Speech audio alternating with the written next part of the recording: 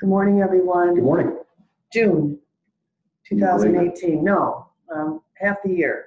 Half the year's gone. And then, Happy summer. well, you think about how much have I gotten done on my plan for the year. You know, am I living in the moment or am I working the plan?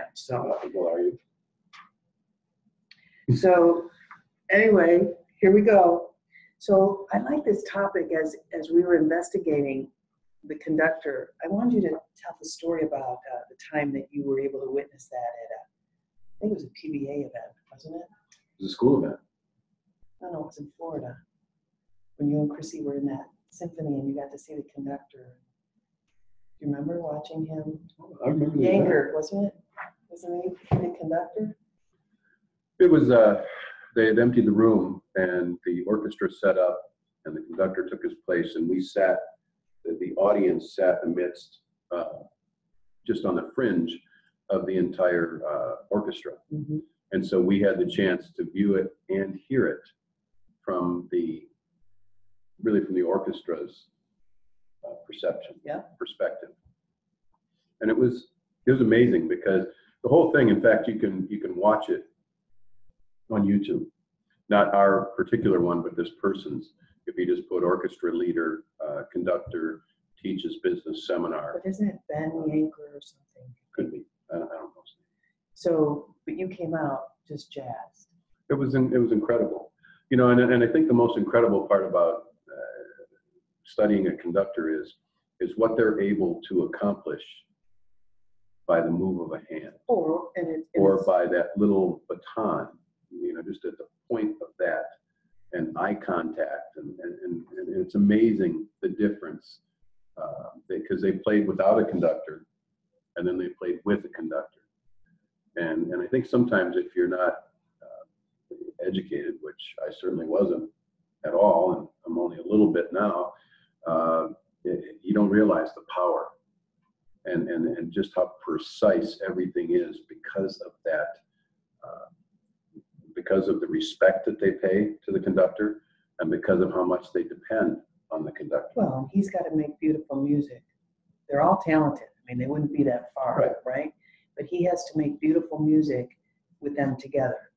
And has to know when to bring in, and we're going to talk about all that. But the conductor, the leadership presence that he has to have, he's not going to be up there and be a wimp. In fact, if you look at conductors, they almost look like crazy people because of what they have to do with their body language to get the orchestra to respond to them. A person who directs the performance, he's conducting the business. And you know, when you look at leadership, there's many times when the leadership presence is lacking in the salon. It's not as if people aren't doing their job, but no one's conducting. No one's saying, this is where we need to step up. This is where we need to bring it up. Well, and I think back to the time we've maybe talked about this at least once before, when we were in the kitchen at a 5-star restaurant. It was when Charlie Trotter was still alive. And he was clearly in the conductor role.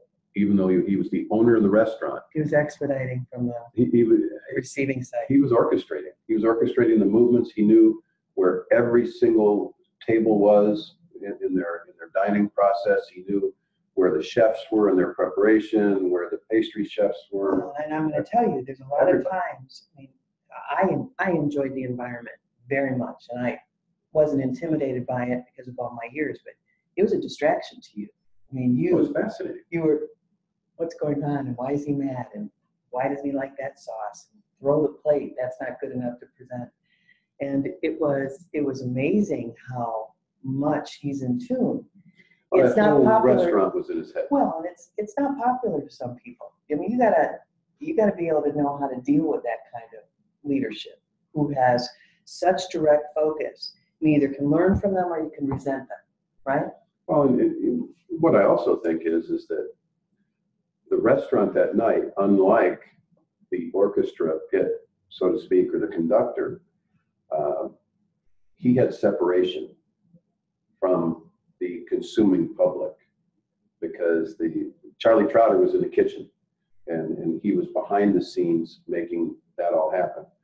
The conductor's right out in front of everyone. So whatever intensity, whatever displeasure that he may have, it has to look flawless. Well, but they don't see his face.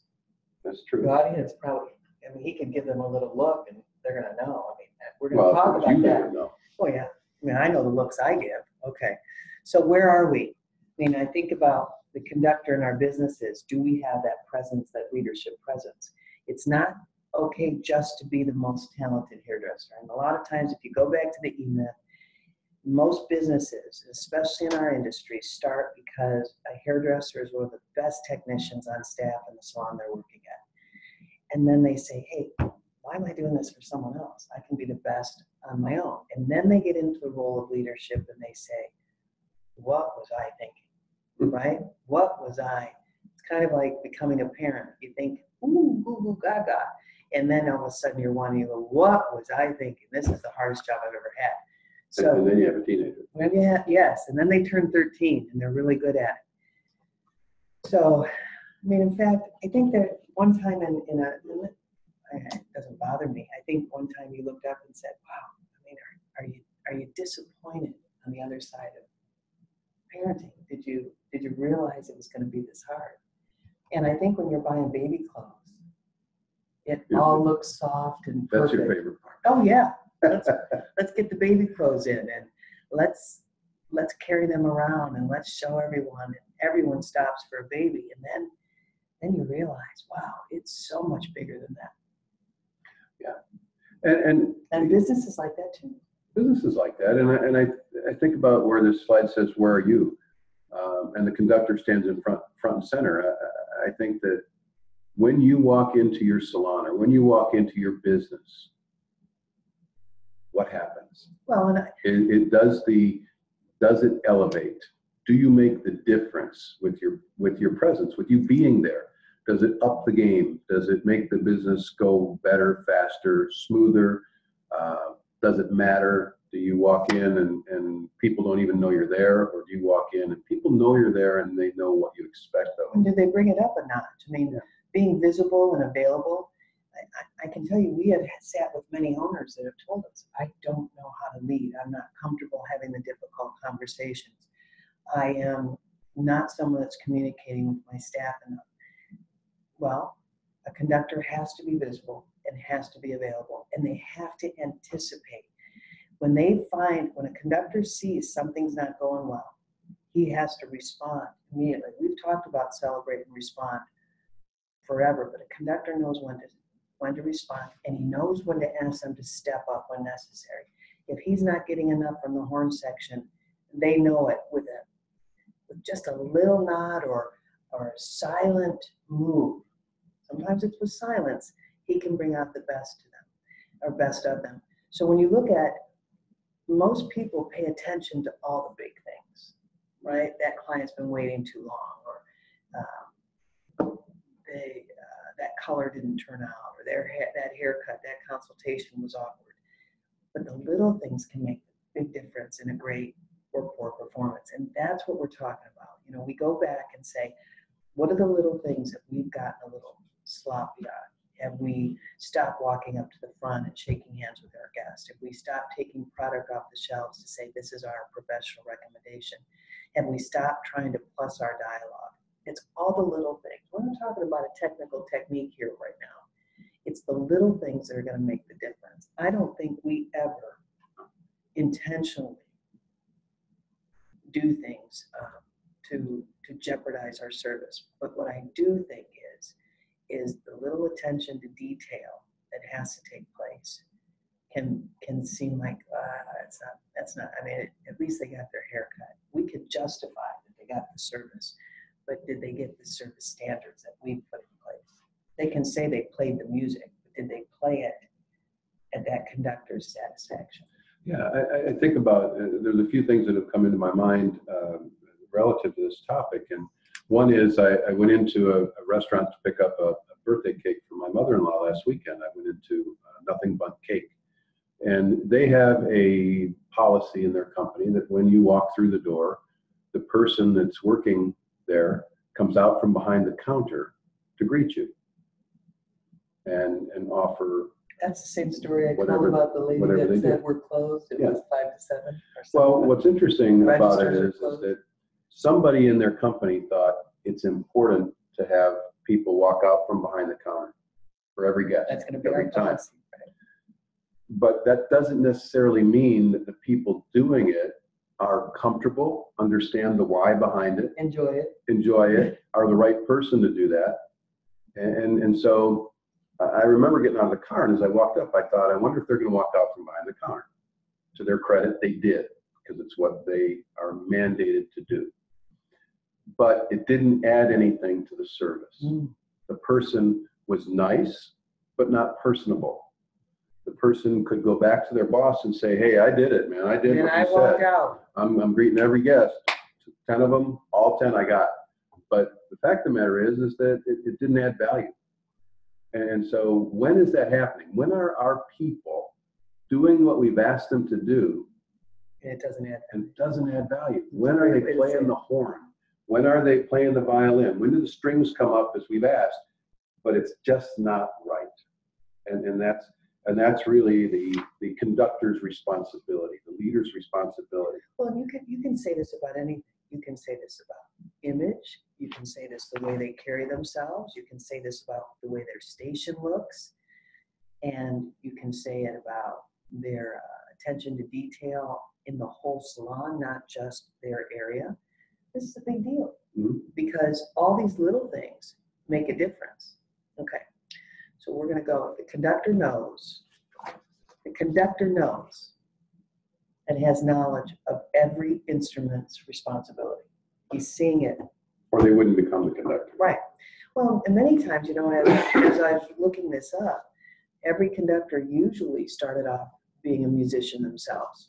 And so they can play, and of course they can read music, but they also have an area that they probably are, maybe they were a string player or a percussion, but they can see every note of every, it's responsible to play on paper. Oh, the conductor can see every note that every instrument is responsible to play on paper. Okay, so I kind of thought, wow, we see every appointment on paper or in the automated scheduler now. We see what they're supposed to do. And maybe you have a wash house signature shampoo and a wash house experience. The conductor knows when someone came in early, when someone came in late, they didn't hit their timing right. They know when they hit a bad note. They know when they hit a great note. They know when they're not playing at all. And they know that when they're not giving the energy that he's asking for. We do too. But do we say anything? He'll stop. Stop. Try that again. In practice, in rehearsal. Well, here's the whole point. But not in... He's not going to play something in a production that they haven't rehearsed to magic. And so the reason why I say rehearsal and what you just said, Terry, is that maybe we don't have the luxury to do that, or maybe we don't think we have the luxury to do that. But when is that happening? When are we actually performing services on a guest that if we were the conductor and if we were an orchestra, we know that it's not ready for the performance? Well, let's say you have a signature shampoo. When's the last time it was evaluated? When's the last time the whole team went into the wash house together to say, how are we doing on these steps? These are the reasons why, give them the whys, WHY''S, and they'll make them whys, WISE. When's the last time we said, look, let's give this some enhancements. We've got a little stale here. The point is the conductor is evaluating the piece all the time. And sometimes we're playing the music in a salon like we played it 1,000 times, but we don't act like we love it anymore. Well, and part of that love comes from the opportunity to play. And I don't think that we have enough opportunity just to play in the beauty business anymore. We're playing for pay. Playing for pay, not playing for enjoyment and to impress maybe. Yeah, and I think that, again, that opportunity, that rehearsal, that playing for the joy of it. I jokingly sometimes call it playing beauty shop.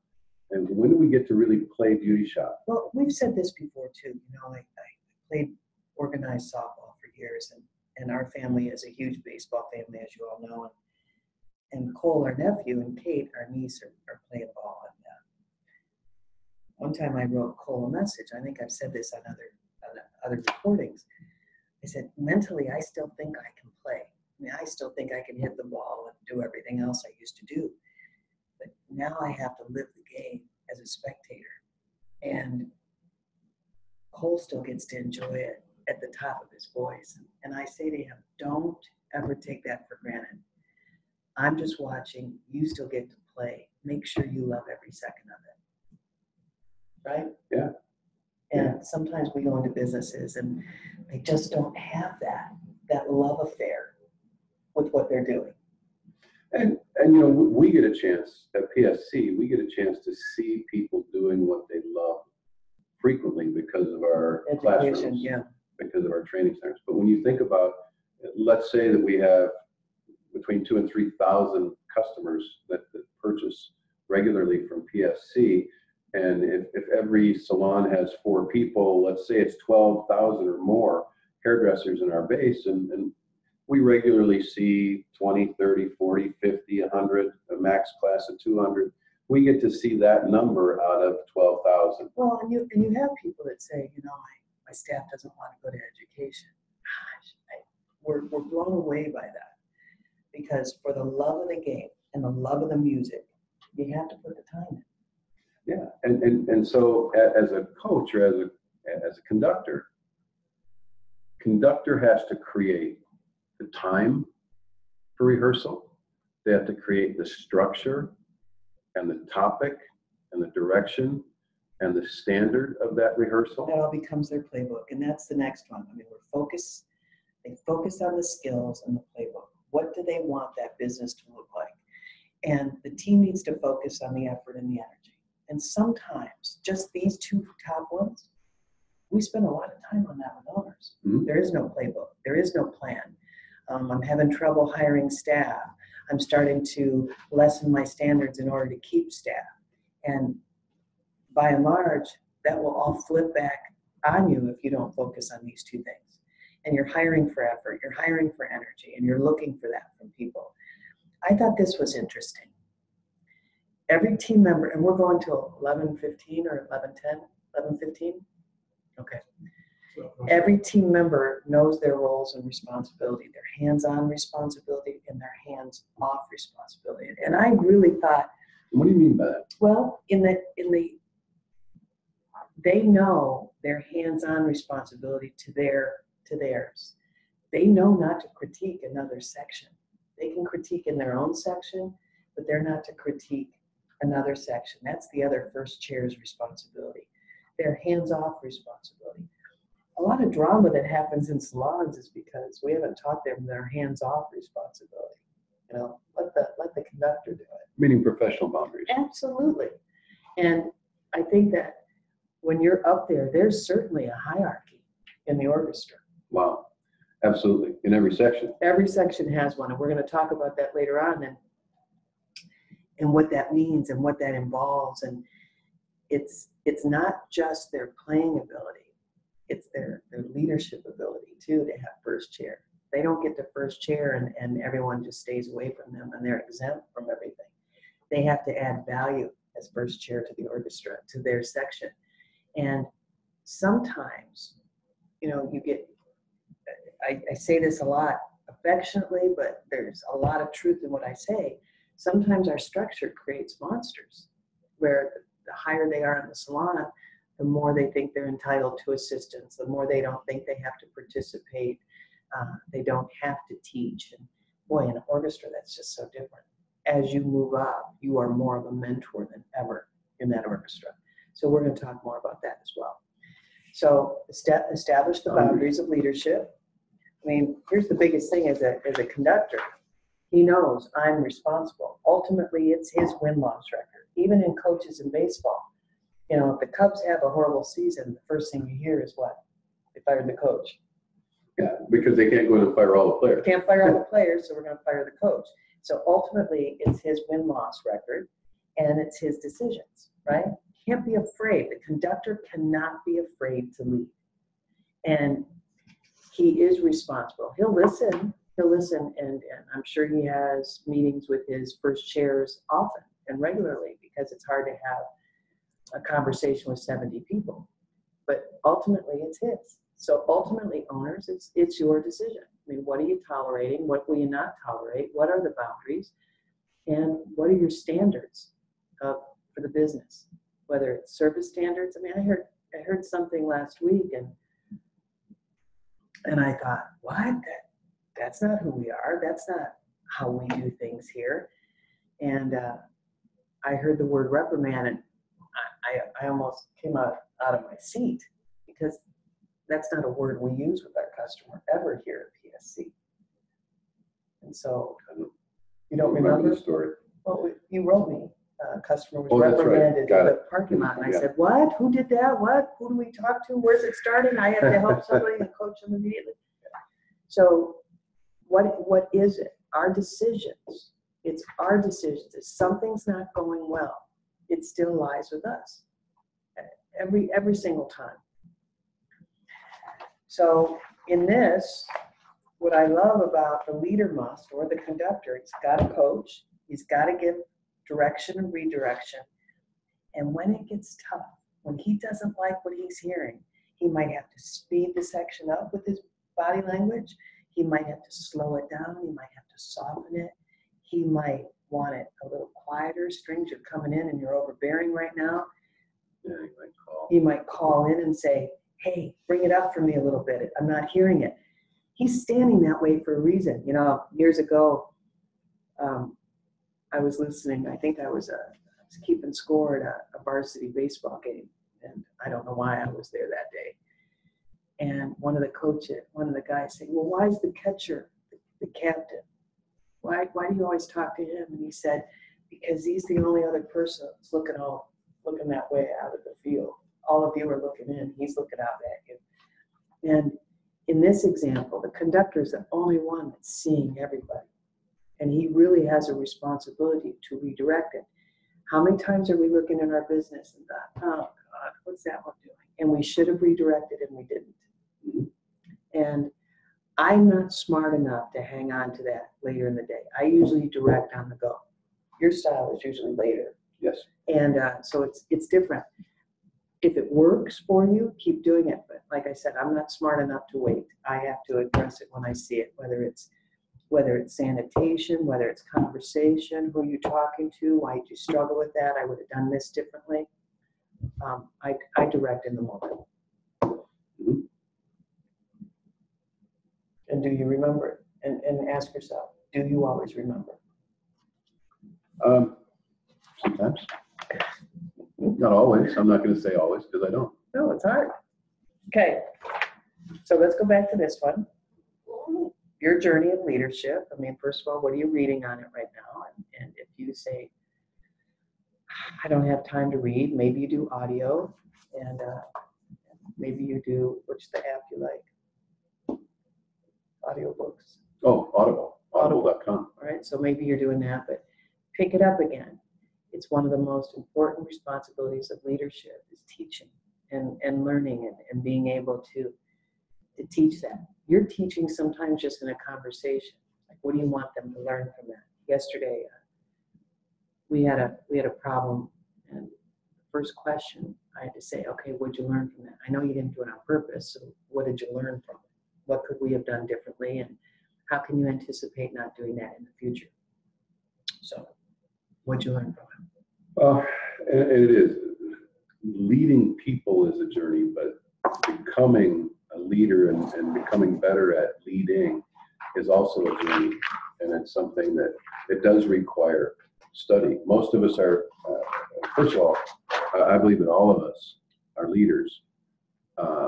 And I believe that leadership isn't a position. It's not, it's leadership is about influence, as John Maxwell says. Leadership is something that you do with people. It's for them, but it's also something that you do with people. And quite honestly, if you have a leader that has no followers, they say you're just out walking around. And I think that that's so true. We have to be able to influence people. And in order to do that, we have to constantly be learning and becoming ourselves. And that is a process. That's what are we doing? What are we taking in? What are we putting out? You and I have two different styles of leadership, and maybe it's because I came from the restaurant industry. I don't know. Everything about that world is fast. You know, when you can only you're a good restaurant if you're making 2% on the bottom line. You know, and it was interesting because we just were with someone that came from the grocery market, and their profit is 2%. You have to be pretty fast to move on 2%, right? Well, you have to have volume, and in order to have volume, you got to move fast. You're right.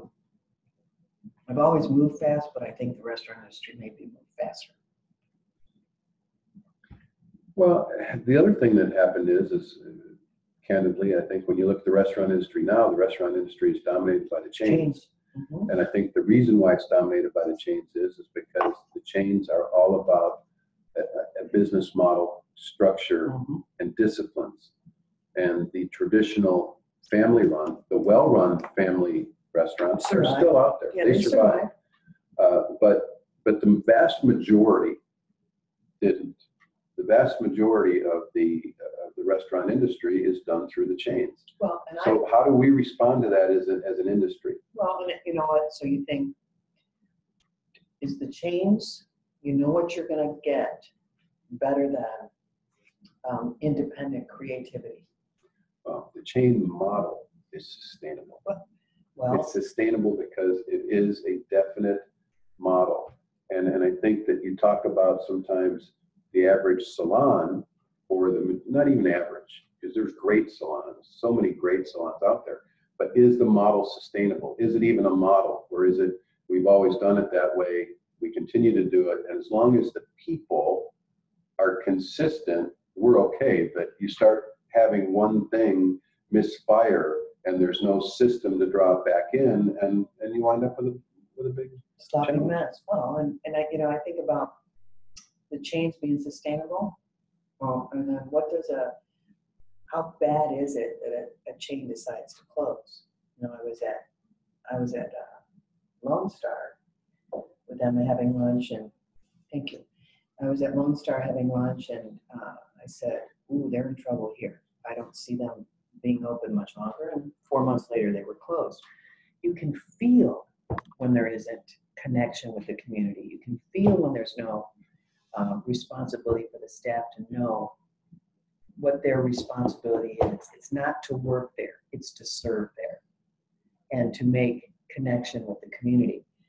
You know, I was surprised they didn't put another leader in and try to start over. We had an Applebee's that just closed on Jefferson. And the last time we were in there, it was a cluster mess. As soon as they got hit, they didn't know what to do. You know, it was okay as they started, and then boom.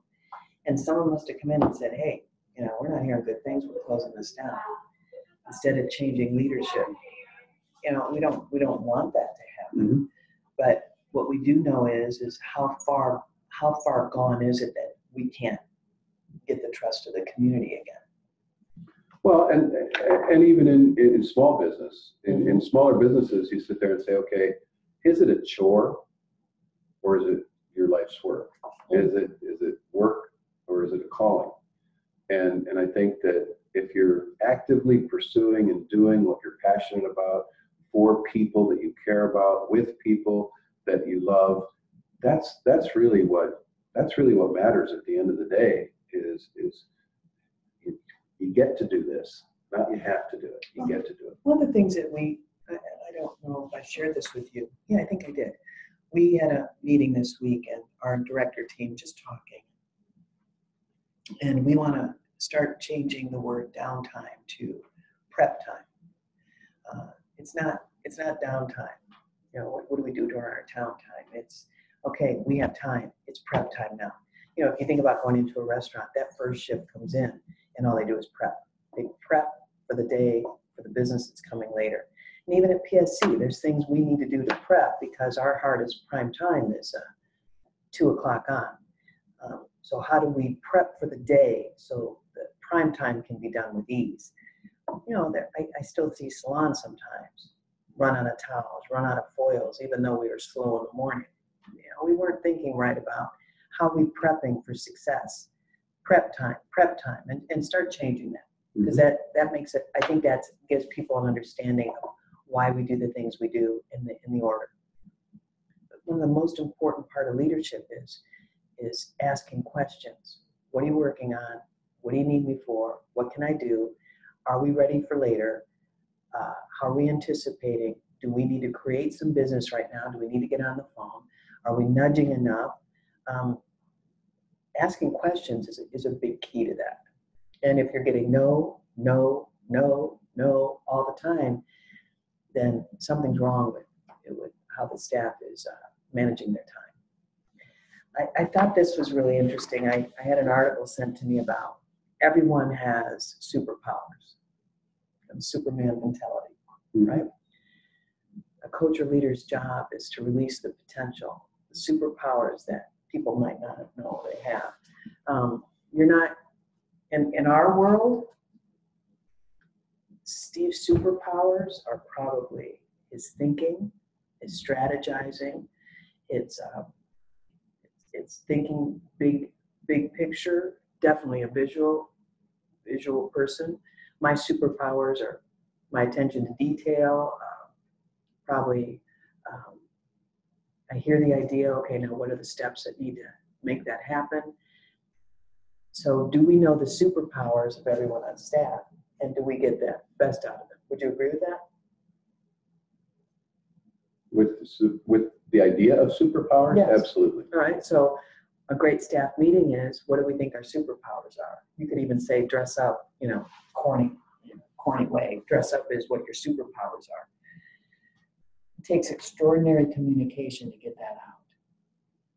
I wrote Cole a message last night, and I said, this is our nephew.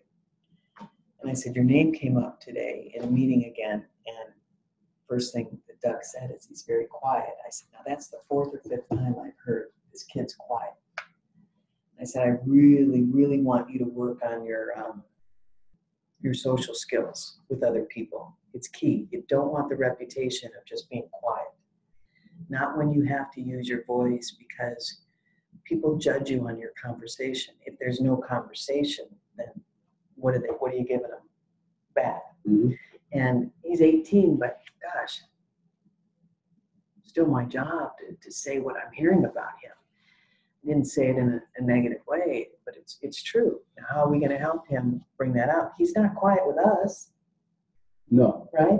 So he's got to learn how to take those, and really, he's got to take those social cues that he has with his family and put it into the world, whether when he's playing baseball or working for somebody. But I just lost my train of thought. Detail. Mm-hmm. No. So how do you teach that? Most people would not want to risk that conversation. Most people would say, am I going to hurt his feelings if I say he's quiet? I think it's easier to constantly coach younger people. Put that into now your biggest producer in the salon. How hard or how much of a challenge is it to keep coaching that person? And when you really stop and think about it in the salon business, it's another thing we've run into so many times, where everything is, all the effort, all the energy, all the education time, all the time and attention is to get entry-level people up and running. Yeah. And then what about our mid-level? What about our top-level people? Yeah, but sometimes the top-level people have put up a shield that they don't hear it anymore because of what they produced. Maybe. And that's the monsters, right? Yeah, it can be. And is it just because they see that too? Everybody has that little person inside them that wants to be noticed and wants to be praised and wants to continue in some ways to be developed, and we put up shields when we feel like that's not happening. And I think that's how we sometimes create the monsters.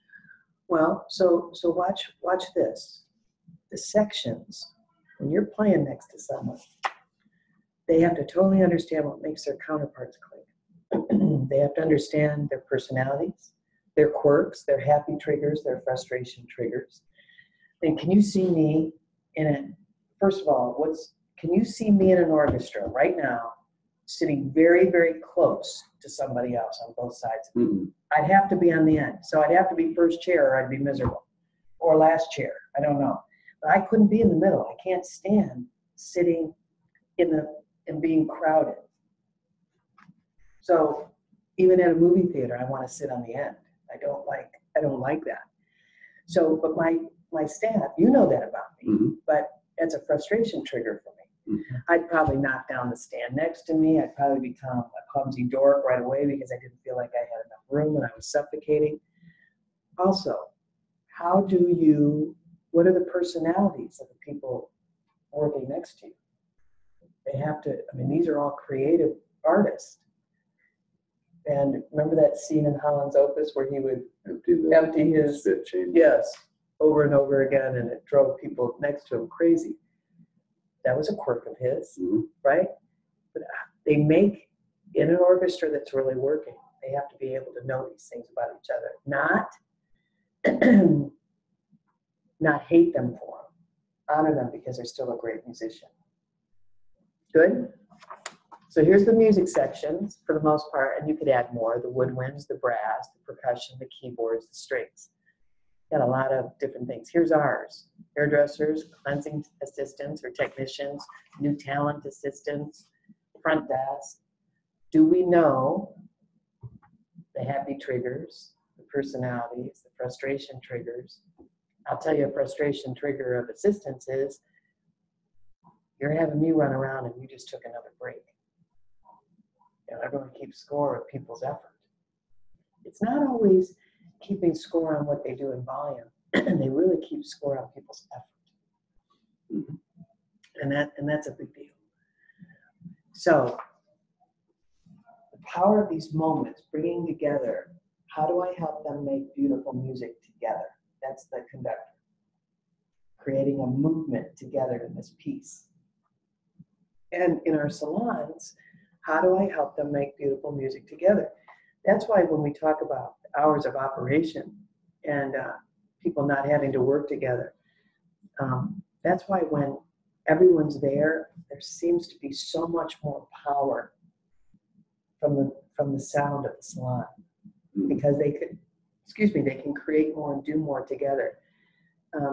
Please always analyze that and see if your hours of operation are not just working for the staff, but that it really makes a noise, and it makes energy, and it creates the opportunity to create this movement in your salon. Well, and isn't it interesting from a music standpoint? We can all think of great artists on almost any one of those instruments, mm-hmm. great solo artists that never were part of an orchestra, whether it be the Louis Armstrong, that we know of, yeah. The Louis Armstrongs, the Yannis, the great various musicians, mm-hmm. even a Liberace on the piano and whatnot, that were solo artists that didn't have to live inside that structure. So there are people and there are times to understand that's no. Do you have a solo artist that you're trying to fit into an orchestra? Great question. And maybe, again, maybe it's time. Maybe it's their call. I think you just answered a question for me about something at PSC. Good. I like that a lot. So here comes the first chair. There is leadership within the sections. First chair is often called the principal. I didn't know that. And it's a position of distinction. It's a leader of the section. It's not always the best player, because remember, they've got to have leadership responsibility. The rest of their section takes their cues from the first chair. And the first chair may even organize a section rehearsal. It doesn't have to come from the conductor. He might say, look, we're coming together. We as strings have to work on this piece. The first chair does a bit of conducting themselves through movement and body language. So if he knows they're having a problem, he might lean into them, and he could say, when I lean into you, I need something. So he's even leading. And the first chair has a real responsibility of teaching. So what I think about when I hear that is what would happen What happened in the salon? Do we have a first chair for hair cutting? Do we have a first chair for men's hair cutting? Do we have a first chair for color? Do we have a first chair for highlights? Or assistance training or new talent. Exactly. And then is there, Front desk. how could we create that for value? To add value so that there's, again, you as an owner or you as a leader of that business have other people that are also have eyes on the particular sections that come together on a daily basis, sometimes 12 hours a day to make beautiful music. But are we just making the music or is it beautiful? And I think that's what I realized about this. And you know, I mean, there's a big difference between a 2-hour concert and an 8-hour, 12-hour shift, 60, 40 hours a week. However, they're spending more time preparing for that 2-hour concert than we are for 12 hours being open. Well, and I think about that. The leader has to anticipate. So the conductor shares the stage with his musicians. He needs them, or she needs them. So the great conductors know when to lead and when to delegate. It should say delegate, Brian, sorry. And when to just let them play. Just let them play. When we saw the movie Secretariat, Let them run. Let them run. At one point, he'd gone through all the training. He was perfected and timed, and finally they just said, let him run. He's ready. There's nothing else we need to do but let him enjoy. If we're doing enough training and development, and we're not, because we get so much pushback from our staff, resistance. But when they put the time in, then you can let them run, let them play, let them cut, let them service. But they've got to put the time in order to do that. There's so many times we're watching sports with oh, time out. The wheels are falling off. That coach knows what happened in practice. He knows how he's redirected them already. We as an audience don't know that. So that's why when you look at, I thought I was somewhere already. Hold on. When you focus on the task ahead versus worrying about the past, he knows he might have hated what they just did, but he still has an opportunity to win the rest of the score. So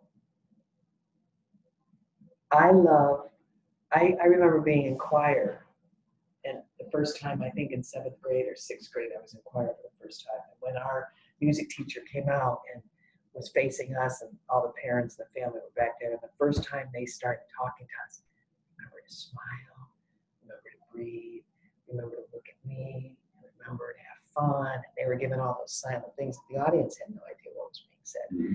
Sometimes a conductor that's silent but impactful first nod. This is where we're going. Let's begin. And we've done this multiple times. So we're ready. Now look at this next slide. This is the one I thought I was going to. Practice, take a break, and practice some more. During the performance, they know each other so well because they practiced so well together. The time in rehearsal taught them to respect and listen to each other. Mm-hmm. Right? Not the time in front of the orchestra, front of the audience. Their time in rehearsal taught them. That's why players, even when they practice in basketball, have that time on the court. They know each other so well that they know how to. That's why they can do a pass without looking, or they can do the alley-oop, is that what it's called? Yeah. They can do those because they've done it so many times before. The team needs to understand why practice and rehearsal is necessary, not fight it.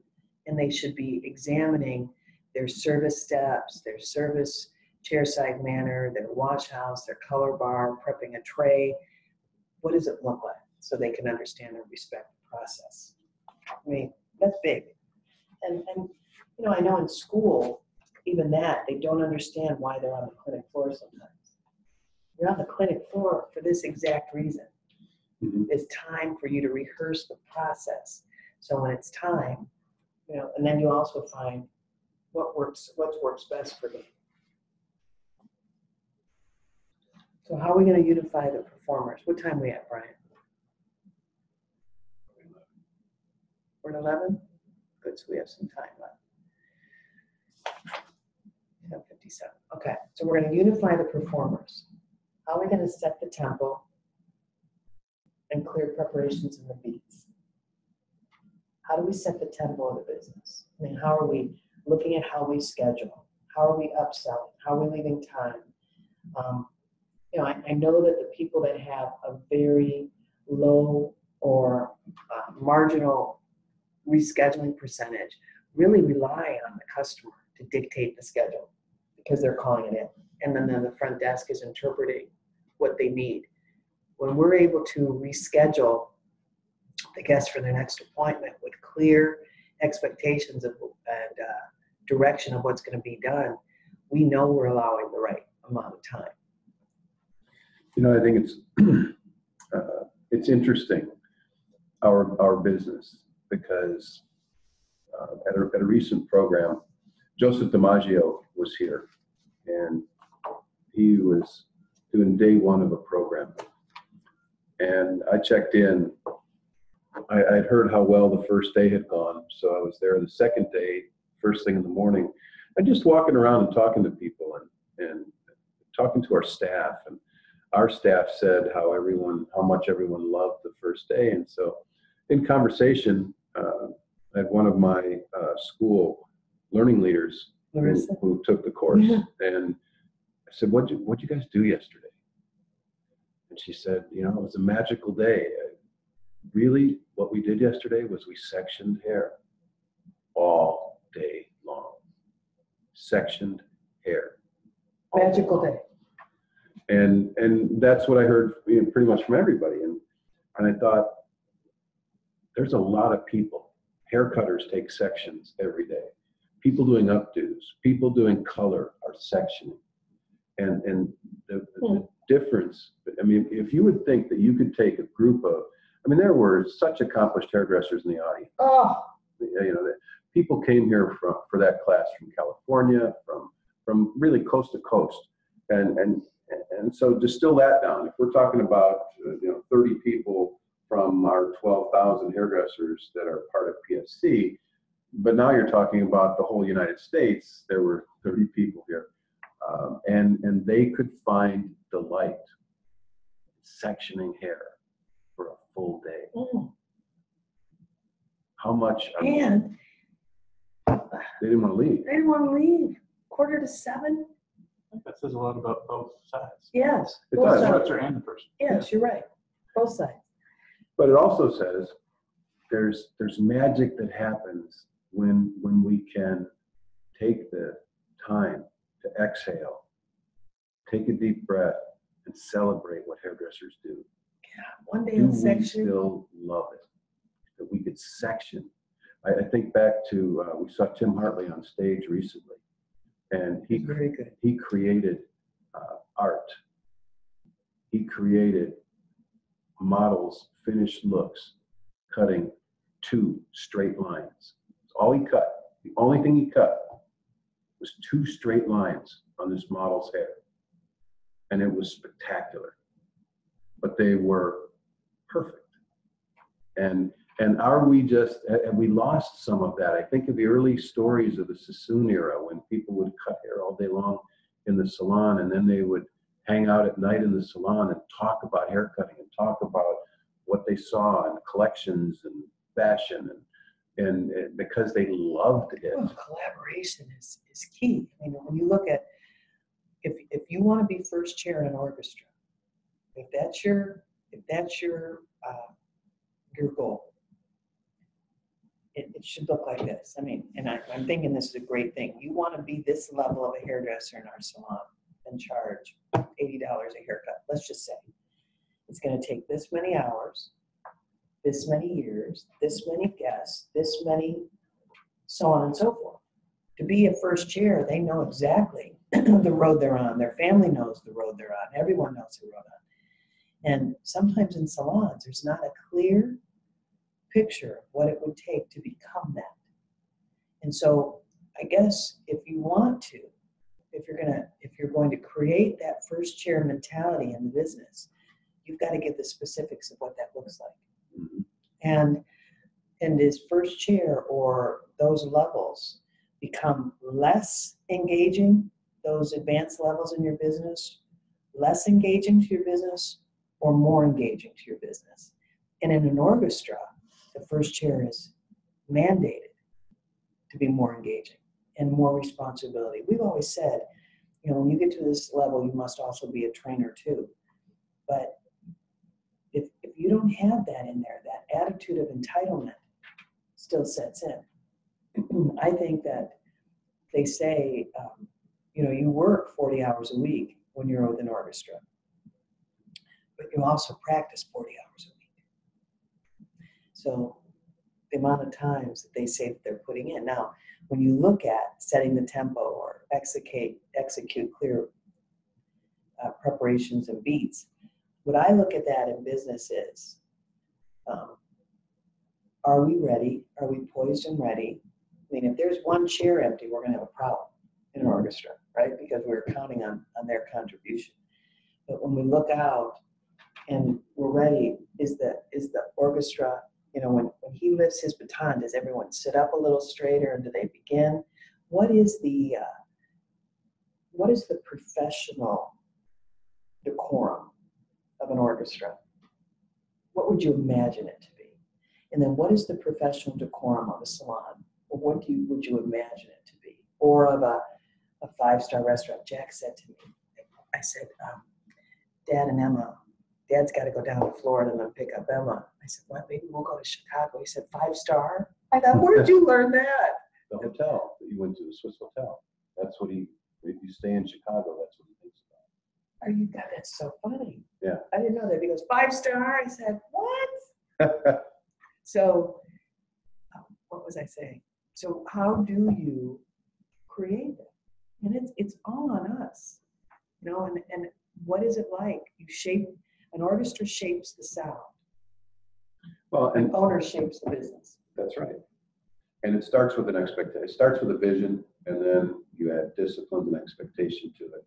And then it's training and practice and implementation and being willing to do that over and over again. And that's the thing. I think about when an orchestra walks on, there's an instant respect from the audience. Oh, for what the time they put in. Before they've touched their instruments, there's an instant respect.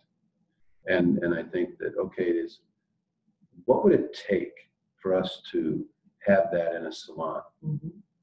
I'm thinking about how could you open the day with a guest in every chair and the staff walk out together. Here we go. As compared to the way we do it now. And it's probably not practical, but in our minds, if we have done that enough to where we have had that, that's the way we're going to perform. That's the way we'll carry ourselves. That's the kind of energy that we'll bring to that first guest. And then how do we bring that to every guest? Well, yeah, I look at sometimes how, this might be really ridiculous, but how some women walk, and I'm really working on it with Emma because she has a tendency to bring her shoulders down. And when she really focuses, she has a nice, feminine, really attractive walk. But when she doesn't, it looks very lazy.